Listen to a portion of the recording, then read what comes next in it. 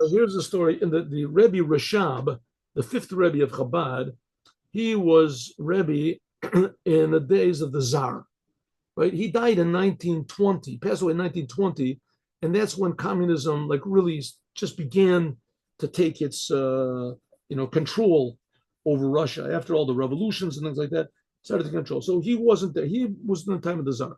The Tsar was also a big enemy of Judaism. They weren't as vicious as the communists were. The communists just killed anybody who didn't exactly, adhere to what they thought was right.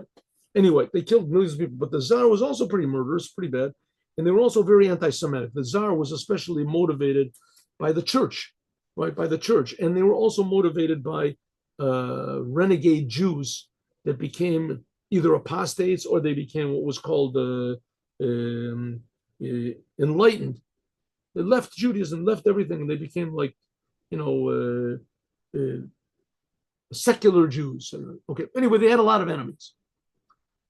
So somehow or other got into the government that the government wanted to uh, force the Jewish schools, or the Jews, of course, the essence of Judaism is the Torah, education. Education. I mean, as far as I know, among Jews, there's 100% literacy, except that, I mean, there's sometimes children that, they have severe learning problems, but, they can't read or whatever. But as far as I know, by Jews, there's like 100% literacy. Literacy. By religious Jews, for sure. For sure, there's 100% literacy. And I'm pretty sure that also non-religious, but anyway. Okay, so they wanted to put in the schools. So the schools are the main thing.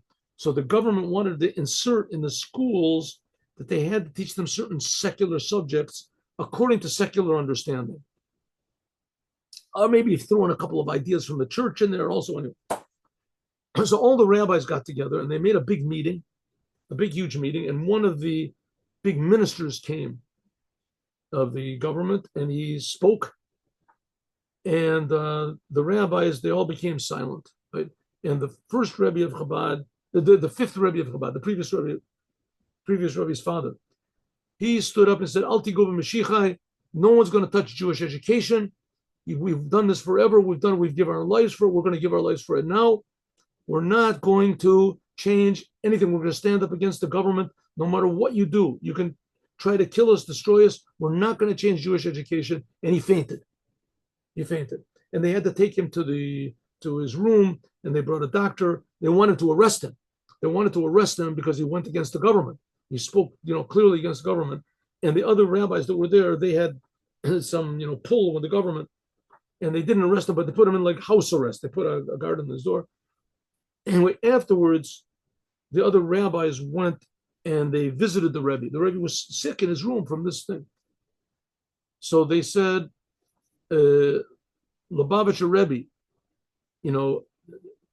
we were sorry to see you faint, but you should know we did everything that we could. We did everything in our power to fight against this terrible decree. We did everything. So you don't have to feel so bad. He was crying. You don't have to feel so terrible. We did everything we can.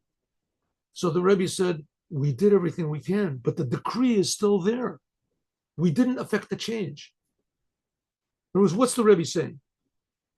Being a Jew, believing in God, believing that everything comes from God, believing that there's going to be the Mashiach, and for sure there's going to be the redemption. For sure the Jews are going to be gathered together, and all the Jews are going to come back. It's for sure going to happen. But we can't, how do you say, be complacent. We can't be complacent. We're here in order to effect change in the world. And if we don't affect change in the world, we should feel bad. It should make us feel bad. Okay, if we see that it's so totally not going to go, and there's absolutely no way that it can change, like there were people that were in the Holocaust and this, then they have to resign themselves to their fate and change their attitude toward it. Change their attitude. Okay, the decree was not, so we have to accept it. Maybe God will help. But if not, we have to do everything in our power in order to change it. And prayer is one of the things. And so what's the Rebbe saying?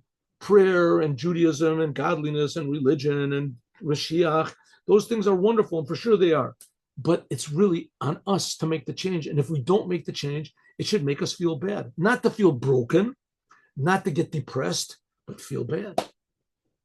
That's why we have to pray and we have to shout and we have to demand Mashiach now. Have a good day. God willing, see you all tomorrow, 8 o'clock.